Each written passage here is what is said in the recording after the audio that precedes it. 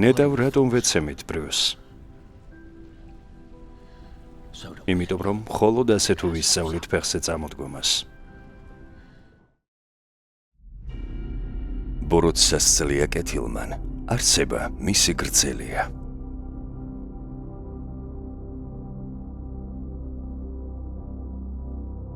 ჩემს ვინაობას ის კი არ განსაზღვრავს ვინ ვარ შინაგანად, არამედ ის, რასაც ვაკეთებ.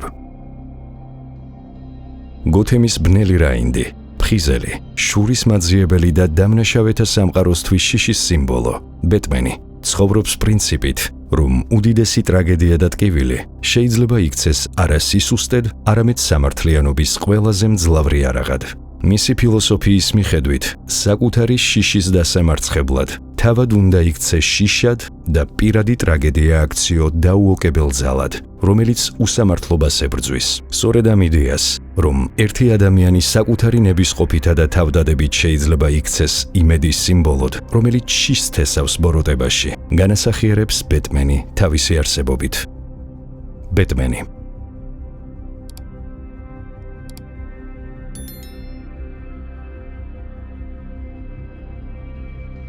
ღამე ყველაზე ბნელი განთიადამდეა და გარწმუნებთ, განთიადი დადგება.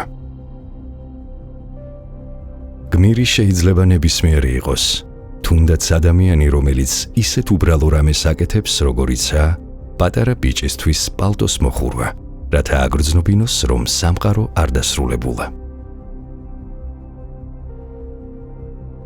შიშის დასამარცხებლად თავად უნდა იქცე შიშად.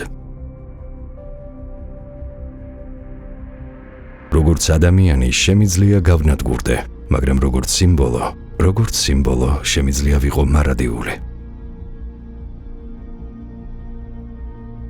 მათ გონიათ, რომ ჩრდილში ვიმალები, მაგრამ მე თავად ვარ ჩრდილი. ზოგჯერ სიმართლე საკმარისი არ არის, ზოგჯერ ადამიანები მეტს იმსახურებენ.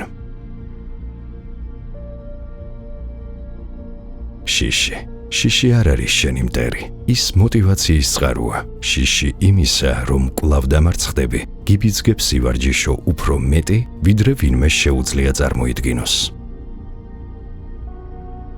ან გმირად კვდები, ან იმდენ ხანს ცოცხლობ, რომ საკუთარი თავი ბოროტმოქმედად ქცეული იხილო. მე არ მცალია სიკვდილისთვის, მე ძალიან ბევრი საქმე მაქვს.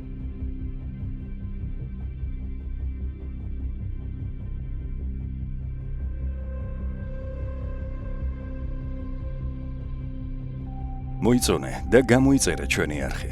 ერთად დავეხმაროთ ადამიანებს შეცვალონ საკუთარი სამყარო. შენ ხარ მნიშვნელოვანი.